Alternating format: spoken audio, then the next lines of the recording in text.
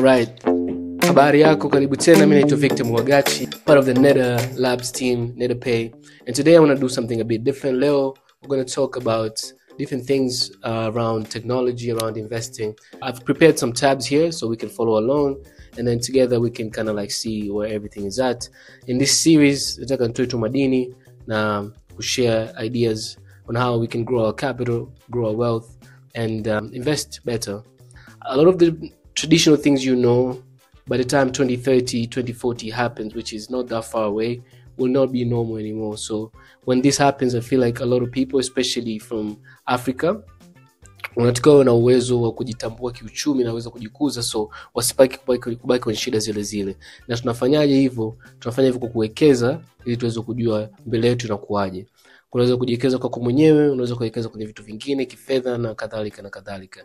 I'm going to mix it up in English and Swahili so we can get a broader audience, and also Africa is not just Tanzania and Swahili speaking people, so we want to help other people understand. So I will do my best to kind of accommodate kila moja nitavoweza. So yeah, welcome, and hopefully we can grow together, and hope this finds you in a space where you can resonate with the message and grow with it.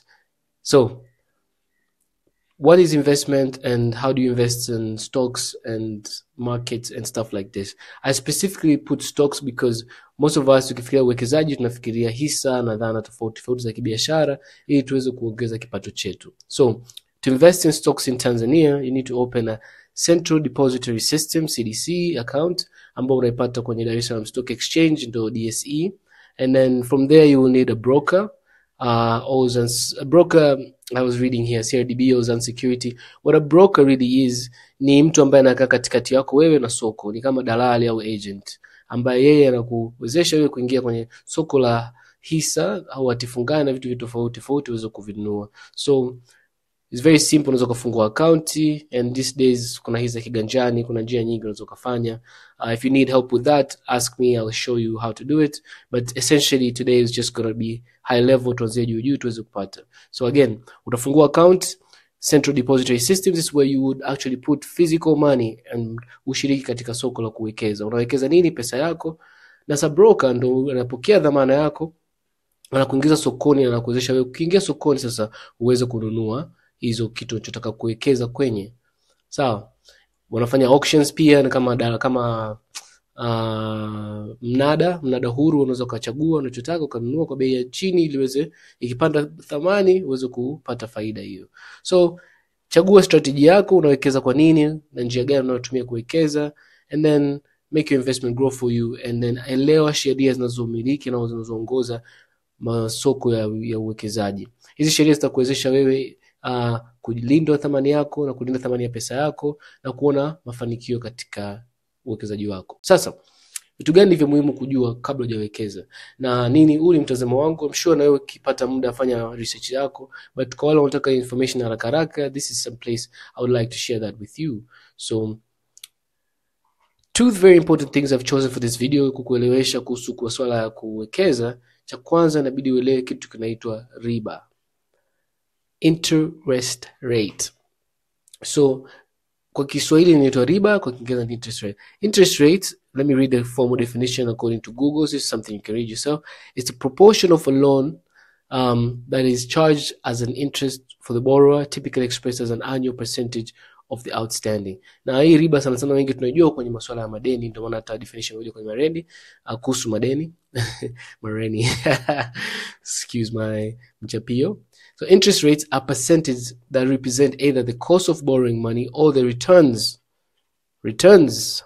marejesho ya savings, matunzo yako, au investment, uwekezaji wako. When borrowing, the interest rate is the additional amount that you pay on top of the principal. Ukiwa umekopa, or you've taken a loan, let's say 100,000, and then ukaambiwa riba yako ni 5%. Na maana ukija kurudisha ile mkopo wako, unarudisha mkopo wako hule na kiasi kile cha 1% zaidi, ili mtu aliyekukopesha hela yake awe ameipata. Ndio sehemu na kuwekeza na sehemu ya kusave. Unaweka pembeni ili baadaye kuwe, na inakuwa kwa 1% gani? Ile 1% inayokuwa au unaotozwa kwenye matumizi ya hela uliopewa ndio inakuwa riba.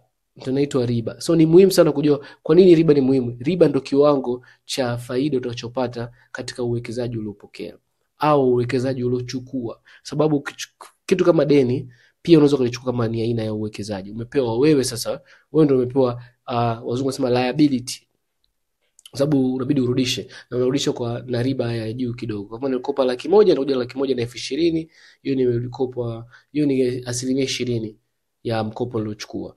Kama niliwekeza nikapata 20%, maana nitapata 1,120,000. Ile 20,000 ndio asilimia au riba nilopata katika uwekezaji wangu au katika kitu chochote ambacho nimekipata. So to recap, una dhamana unapata au dhamana umewekeza, itakuwa kwa jinsi inavyokuwa kile kipimo cha ukuaji wake ndio riba ambayo utapata katika uwekezaji wako. Na pia inajulikana sana kwenye madeni pia, na riba ni faida ambayo utalipa ziada kwenye deni ulilochukua. Mpaka hapo tupo pamoja? Ni muhimu sana uelewe kwa nini riba ni muhimu. Sababu hii inaongoza masoko yote. It's the measure of how something performs. In a good way. Kama riba yako ikiwa kubwa, that means whatever investment you put, you'll get a larger outcome. So interest rates are very, very important, and there are a lot of factors affect interest rate. Tuko pamoja mpaka hapo? Okay, kitu kingine cha muhimu cha kujua ni inflation, kitu ambacho kinaitwa inflation kwa kizungu. Kwa Kiswahili ni mfumuko wa bei. So inflation is a sustainable broad increase in the prices of goods and services over time, leading to a decrease in purchasing power of money. I'm going to read this one more time. Inflation is a sustained and broad increase in the price. Remember this? Price, bei, of goods and service, ya bidhaa na huduma katika muda fulani. Ambayo ina lead to increase in purchasing power of your money. Inaongeza nguvu ya pesa yako kununua kitu. Purchasing power of your money. This is let's say if today, if I had I actually do. For example, if I had a $10 bill and then I take this, sasa hivi nikaitumia kununua labda kikombe cha kahawa, nikanunua labda na hii paketi yangu ya mic kwa kutumia hii $10. Nikanunua labda na hii multi-plug and then some baby tissues, and then jumla nikatumia hii $10. Sawa? Kwa leo kama nimetumia hii $10, kesho, like, you know, when time passes, so I was explaining that if I have a $10 bill and I was able to buy all this stuff today, now imagine if 1 year passes and then the same amount hii nimekuja kununua tena sokoni, lakini sasa hivi naweza kanunua tu kikombe cha kahawa labda na hii multi-plug. Basi hela yangu imeisha. Ina maana mfumuko wa bei umetokea, vitu vimepanda thamani, maana ile hela yangu haiwezi kununua vile vitu ambavyo nilikuwa naweza kununua mwanzoni. So the same amount of money I had is not going to allow me to buy the same amount of goods that I wanted. So that means the inflation has gone up. So the same amount of money I have does not allow me to buy the same goods or services that I usually could do. Now, in most cases, inflation actually goes up every year on year, and benki kuu za dunia zina track hii. Na kwa nini hii ni muhimu? So for example, umenunua kitu katika soko la hisa au katika mfuko au hatifungani, and then ulivyonunua kile kitu kikapanda thamani kwa 5%. Sawa? Lakini kumbuka ndani ya mwaka kumetokea mfumuko wa bei, inflation imetokea. Asa inflation ikitokea, ina maana imetokea kwa asilimia gani? Sema kutokea katika 3%. Ina maana ile faida yako tena imetoka kwenye 5, unatoa asilimia ya mfumuko wa bei. Ina maana ile 10,000 yako hata kama ikikuwa kwa 5%, whatever money you put, if it grows by 5%, then inflation came down to 3%, you have to remove the inflation, sababu ile mfumuko wa bei, ina maana ile thamani ya pesa yako imepungua. Ndio maana wanauchumi wengi, they need to be very careful katika policies na laws wanazozifanya na madeni wanaochukua katika nchi yao, ili kusitokee mfumuko wa bei katika pesa yao. Tuko pamoja mpaka hapo? I hope we are. So when you're investing, you need to know about interest rates, riba, ya jinsi uwekezaji wako unavyopanda, na pia mfumuko wa bei, inflation, jinsi hela hilo ulotumia kununua hiyo investment yako inapanda na kushuka thamani kwa kiasi gani, ili by the time unapokuja kuchukua faida zako ile ita affect riba yako ambayo utapata katika uwekezaji wako. Na mara nyingi mfumuko wa bei wengi hatu notice because unakuwa na soko na uchumi mzima. So usually you will still see your 12% and the currency is not going to change. It's still going to be, for example, $10 bill, 10,000 ya Tanzania itabaki kwa 10,000, lakini nguvu yake ndio itakayopungua. So hapo ndio utaanza kuona kitu ambacho jinsi gani imeaffect mapato yako. Alright, so how it works, demand and supply. A common cause is when demand for goods, uhitaji wa huduma na bei, unazidi supplier iliyopo. So kama wewe kama ni mnunuzi, maana mfanya biashara, una 10,000 yako zamani kwa kuhusu kununua bidhaa labda 20 au 40 za kuja kuuzia wateja wako. Sasa hivi ile 10,000 yako inakuwezesha tu kununua bidhaa 10 au 15. So unachofanya inabidi uongeze bei kwa sababu umeshakosa mtaji wako umepungua kidogo. Kwa inabidi upandishe bei ili uweze kupata vitu. Na mnunuzi naye akifika pale anaona mbona zamani tulikuwa tunanunua 3,000, mbona sasa hivi tunakuwa 4,000, 4,500? Huo ndio mfumuko wa bei. Inflation affects the economy and the demand, because demand and supply changes because the value of the currency went down and the purchasing power imepungua. So purchasing power, the definition is as price rises, each unit of currency buys fewer goods and services, reducing the ability to buy things. So kama nilivyoelezea, bei ikipanda juu, kwa kila unit unanunua unaweza kununua vitu vichache, sio kama zamani. Zamani. Why am I butchering my Swahili today? Kama zamani. Alright, okay, are we there? Awesome. We're keeping time. So unataka kuwekeza, kwa nini uwekeze kwenye nini? Kuna tofauti ya vitu ukiwa unawekeza. Kuna bonds, security na hisa kama nilivyosema mwanzoni. So nilikuwa nataka nielezee this part because watu wengi wanaokisikia kwenye masuala ya uwekezaji unasikia hati fungani ndio bonds, na securities ni combination ya vitu tofauti ambavyo umeweza kwa mifuko, inaweza kwa kampuni kadhaa zimeweka hisa zao na vitu vimeunganisha pamoja ili kutengeneza kitu kimoja. So the difference between security and bonds, hisa na hati fungani, na security ni dhamana. So bonds are a specific type of security representing debt obligation, hizi ni hati fungani. Bonds function as loans from an investor or an issuer, usually serikali au corporations, governments or corporation, who pays regular interest and repays the principal at maturity. Wanalipa riba nzuri na ikifika muda wake. So unasema bana, sisi tunauia hati fungani, serikali inauza bond kwa miaka 5, tutakupa riba ya 14%. Na maana kwamba ukiela yote utakayoiwekeza katika hii kununua hiyo hati fungani, baada ya huo muda itakuwa kwa 1% hiyo. I think video inayofuatia tunaweza tukafanya sa calculation tuweze kuona. I'm just testing out the high level tuone kwanza mwamko ukoje. Hii ni muhimu sana kuinvest ili uweze kujua ukiona kitu kina riba nzuri, utachukua hiyo afu utaangalia inflation rate ya hiyo ilikoje, utapunguza. Kama ni 13, na maana inflation ya Tanzania sana sana kuga 3.5. We can look it up. Let me do the research for you. Let's go back here to the inflation page. What is inflation in Tanzania at the moment? Let's see. Yep. So Tanzania's annual inflation inapimwa kwa mwaka, is stable katika 3.5. Umeshanipata? So ina maana nini? Kesho ukinunua hati fungani, ndio tuangalie ya Tanzania. Let's just look that up. Sorry. I'm learning this, guys, so stay with me. Okay. Interest on Tanzania bonds. Alright. So hati fungani au interest, hizi ni bonds za Tanzania ambazo watu wengi wanawekeza. Kuna zinaenda kwa miaka. So the one ya miaka 20 ina riba ya 14.50 kwa mwaka. Sawa? So what does this mean? Ina maana nini? Ina maana ukiangalia sasa, I want you to pay attention. This is very important. Ukinielewa hapa, bro, you can invest in anything in your life will be amazing.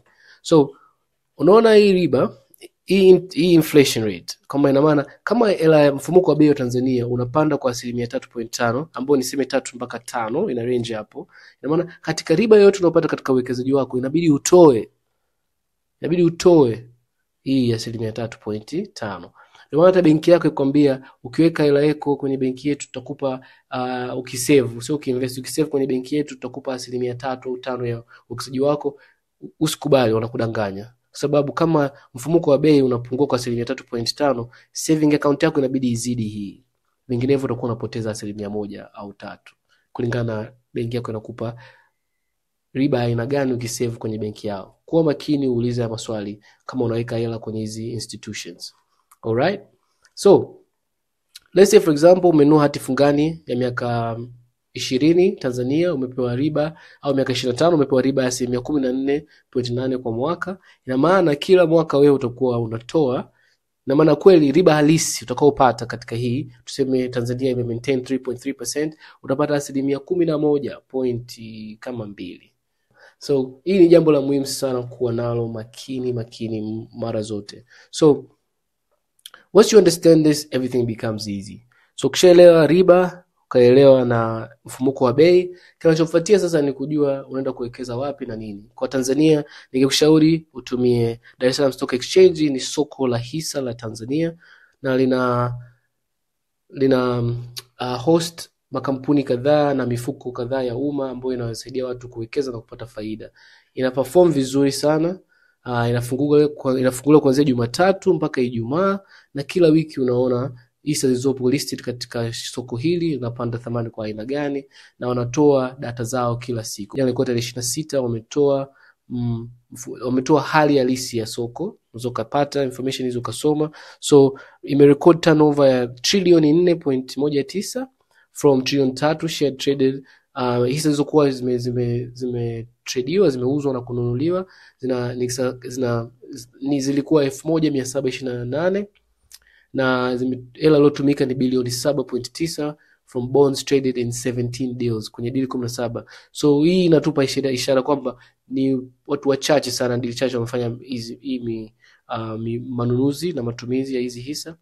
Wanakuonyesha hapa each hisa, hizi ni Afro Price, unaona kama hizi CRDB, what else, DSE. Hizi ni hisa ambazo zimetrade vizuri, zimefanya vizuri. I think they can do this better. Oh yeah, they do. Ukishuka chini na kupa picha kamili. So total turnovers, foreign investors, local investors wako ngapi, wameshiriki kwa asilimia gani kwa mwezi wa September, kwa sababu jana ilikuwa Ijumaa ya mwisho ya mwezi wa September. So picha halisi unaweza kuiona, na kama uelewe vitu kama hivi bro, usihangaike sana, download it, ingiza ChatGPT, muulize hii inamaanisha nini, nifanye nini, itakuelezea na itakufungulia vizuri. Ongea naye kama unaongea na mtu yote, usifikirie you have to know this AI thing, just ask it. Kama the idea ni kwamba wamerahisisha for anybody to get as much information using this technology. Alright, I'm very mindful of the time.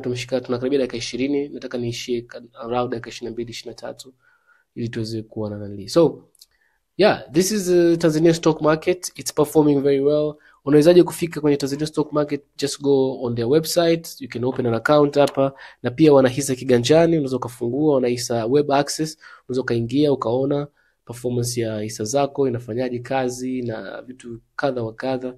Najaribu kufungua hapa ili tuweze kuona wame-update, wamefanya vitu kadhaa. So don't be yeah, I think I forgot my username, but I'll figure it out on the yeah, it's my email, my phone number.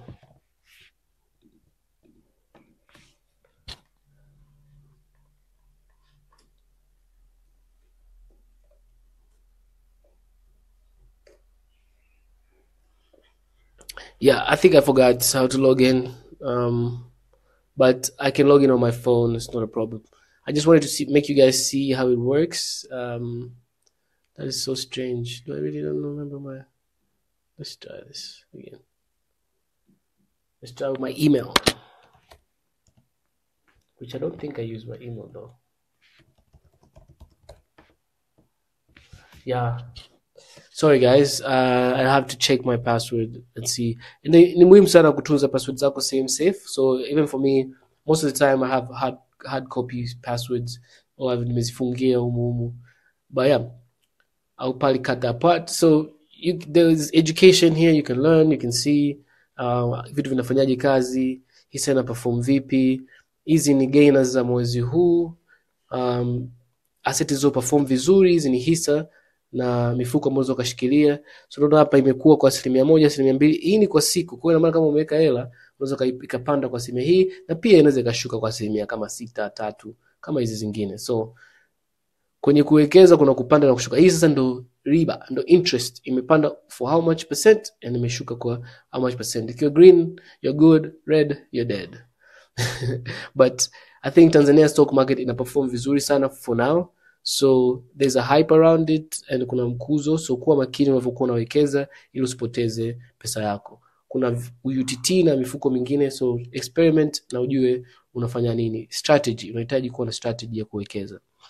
Na sio lazima uwekeze huko, lakini huko kuna nafasi kubwa na ni kitu kipya, so always be on the lookout for new things. It really helps in staying ahead of time. Watu wa kucheki, so before I finish, I want to randomly plug these guys. Wanaitwa Zan Securities. I think they fund managers. I don't know them personally, but I really think they're onto something. So if you wanted to invest, I would definitely check out this website. Start investing with confidence. They help you, and they do a lot of web seminars every Saturday. So I like their movement. Wanakufundisha, wanaelezea mishe zao na wana mfuko wao ambao wanataka uwekeze kwenye shirika lao. I think they're based in Tanzania, Dar es Salaam and Zanzibar, but yeah, Itimiza Fund, it's really good. It's a good fund. It's performing very well. I would check it out if I was you and try. You see, you get up to 13%. Kumbuka minus the inflation, so this is technically 10%. But hey, that's the world we're in. You don't hate the message. I don't hate the messenger, hate the message. Yeah, so you can see market price yao in a move every day wanakuonyesha. So this is how much they have under value. This is 19 billion Tanzanian shillings. Outstanding numbers of units, they have almost 171 million, right? Shares, units of shares. And then the price, net asset value, is been going up and up very, very much. I'll show you guys. Let's go come on 30, maybe a couple months back. You can see hii ilikuwa mwezi wa sita asset yao ilikuwa yani ukiweza unataka kununua hizi share moja iko shilingi 112 mwezi wa sita. As today imeshapanda mpaka shilingi 116. Kwa inakuwa, so the more money you put in here, the more returns you will see. So definitely look out for these guys, and they're onto something amazing. Anyway, I don't want to plug them. I want to plug NetaPay. So if you want to send money across the world, use our platform. If you want to learn about digital economy and what you need to do, we offer that service. And I'm going to try here nijaribu kushare knowledge na kuelimishana ili tuweze kukua pamoja. So yeah, this is it for me. I hope this was found insightful, and if you ever stumble upon this video, please like, subscribe, share na wenzako, tufundishane tuko pamoja, and then leave me a question or hit me up. I'll leave details around. But yeah, go to NetaPay, NEDA.xyz, and contribute and change your life. Until next time, peace to the family. I will see you guys. Stay blessed. Ciao.